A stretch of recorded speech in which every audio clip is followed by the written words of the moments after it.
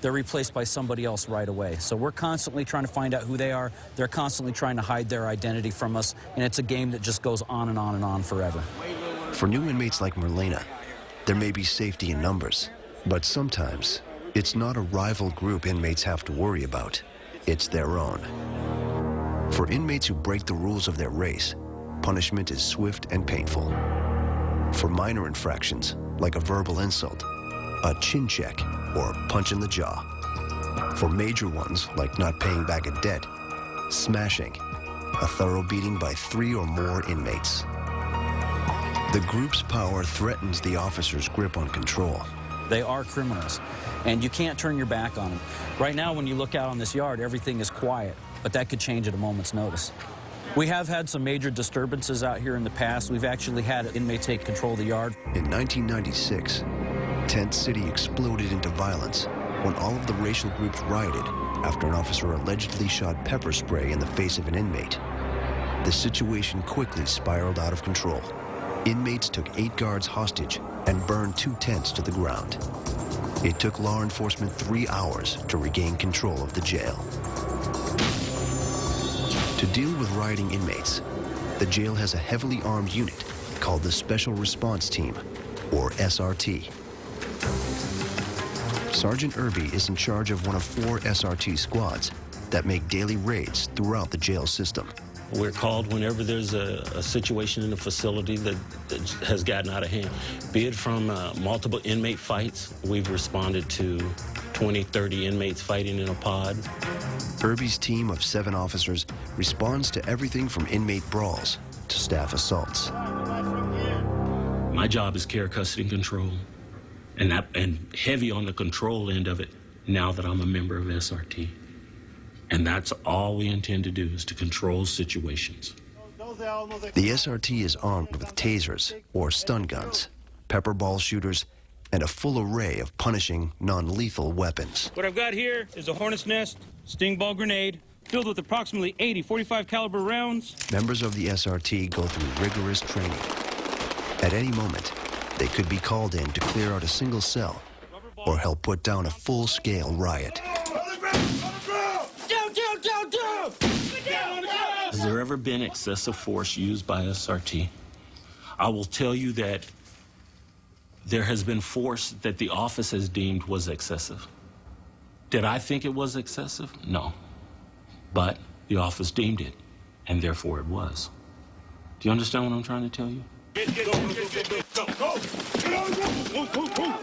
Merlina gets the inmates' take on the SRT. They can tear up a tent. They can really tear up a tent. They got guns. And they got guns. They look like Ninja Turtles to me. I mean, don't tell them I said that, though. They will tase me. They ain't no joke, that's for sure. I mean, they literally come out here packed with gear. I mean, they got shin guards, bulletproof vests. I don't know what they think we're going to do to them, that they have to dress that way. I mean, they got their tasers, their 12-gauge shotguns that they shoot their pepper spray with. That's no joke. And they ain't got no qualms about sticking that thing right in your face, too. Last year, this one kid, he didn't sit up fast enough. One guy grabbed him from the shoulders, the other one grabbed him from his pant legs, and they ripped him off of his bunk and then slammed him on the ground. And they cuffed him up and threw him outside the tent. And, I mean, they messed him up pretty bad.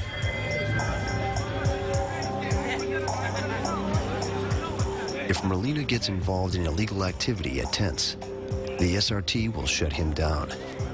But trouble may find him, whether he wants it or not. At the end of his first day, Merlina returns to his tent. The woods are waiting for him. They're ready to officially claim him as a member of their group.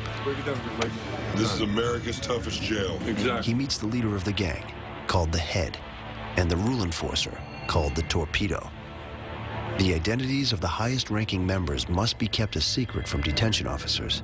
Being the head of a racial group is against jail rules. You smart off to any of the DOs, your tent's gonna get tossed, your monkeys are gonna get mad at you over it. The DOs have ways of turning us against each other if we mess up. That's their way of punishing us. I mean, they'll make you look like a bad guy and get your tent tossed on you, then it's gonna make everybody in your tent mad at you.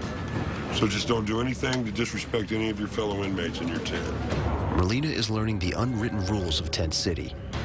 If he disregards them, his group can turn on him in an instant. You're not a kid, you're an adult. You know what to do, what not to do. You got a nice haircut, too. I like that. Merlina must master two conflicting sets of rules. The rules of his fellow inmates and those of the officers.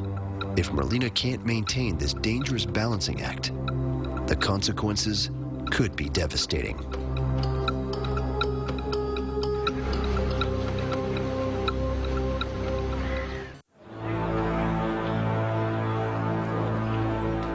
It's 5 a.m. at Tent City in Phoenix, Arizona. Power crew, ride and shine. Get to the east gate. An officer wakes up first-time offender Ryan Merlina and hustles him out of the tent. Off to work. You're the only one in here. All inmates at tents have jobs, and Merlina starts his today. Who? 2113.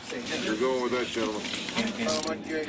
He'll be serving food to inmates at the nearby Towers Jail, just across the parking lot from Tent City. This job has challenges and temptations that could land Merlina in lockdown.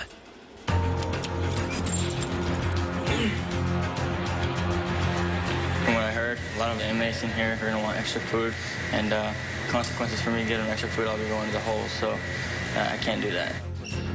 Unlike inmates at Tent City, who have all been convicted, 70% of these men are still awaiting trial.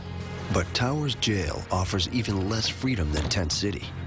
On chow duty, Merlina will come face to face with aggressive inmates who spend 23 hours a day locked in small cells. Their charges range from driving without a license to assault with a deadly weapon.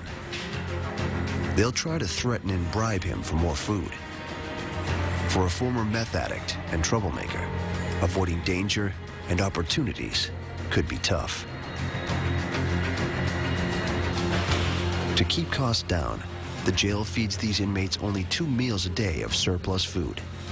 The sheriff's office publicizes the fact that they spend 40 cents a day on each inmate's chow, compared to $1.40 for police dogs. As Merlina gets ready to deliver the food, one of his co-workers prepares him for what to expect next. They get 1 milk, 1 bag. That's it. They'll ask you, they'll beg you, they'll cry, and they'll hide their milk, saying they didn't get a milk. Yeah.